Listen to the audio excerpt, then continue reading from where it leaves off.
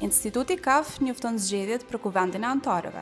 Zgjedhjet do të mbahen me 4 korrekt 2026 nga ora 10 deri në orën 14 në selinë e institutit. Nominimi i anëtarëve mund të bëhet për veten ose për një anëtar tjetër, vetëm fizikisht, nga data 10 deri më 15 qershor 2026 nga ora 10 deri në orën 15. Çdo anëtar profesionist i institutit ka të drejtë të nominojë veten ose një kandidat tjetër me pajtimin e tij paraprak. Nominimi bëhet me shkrim në formularin e përgatitur nga komisioni zgjedhor, i cili merret në administratën e institutit. Të drejtë nominimi kanë të gjitha anëtarët që plotësojnë këto kushte. Të gjitha anëtarët profesionistë që bartin një kualifikim profesional, të kenë status aktiv të anëtarësisë në IKAF, të mos jenë të dënuar apo nën hetime, dhe të mos mbajnë poste politike aktive. Në listën e kandidatëve përfshihen të gjitha ata që shprehin kandidaturën e tyre, duke siguruar të paktën 30% më shumë kandidatë se numri i vendeve në kuvend. Zgjedhjet mbahen në selinë e institutit nga ora 10 deri në 14. Procesi i votimit është i fshehtë.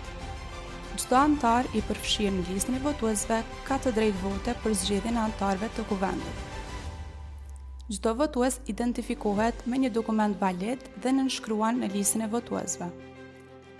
Votohen vetëm 12 kandidat.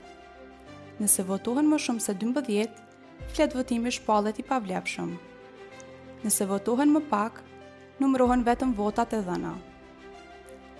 Të pavlefshme konsiderohen edhe flet votimet e paqarta, të dëmtuara ose me shënime shtesë. Janë një shembull se si mund të votoni në kabinën e votimit, duke përzgjedhur 12 anëtar nga lista kandidatëve. Rezultatet përfundimtare shpallen brenda së njëjtës ditë deri në ora 16. Anëtarët të kuvendit zgjedhin kandidatët që marrin më së shumti vota. Në rast se për vendin e 12 të anëtarit, 2 apo më shumë kandidat kanë vota të njëjta, atëherë si anëtar zgjedhet kandidati i cili është i ranguar më lart në flet votimin sipas shkronjave të alfabetit. Instituti KAF fton të gjitha anëtarët të marrin pjesë në mënyrë aktive në këtë proces.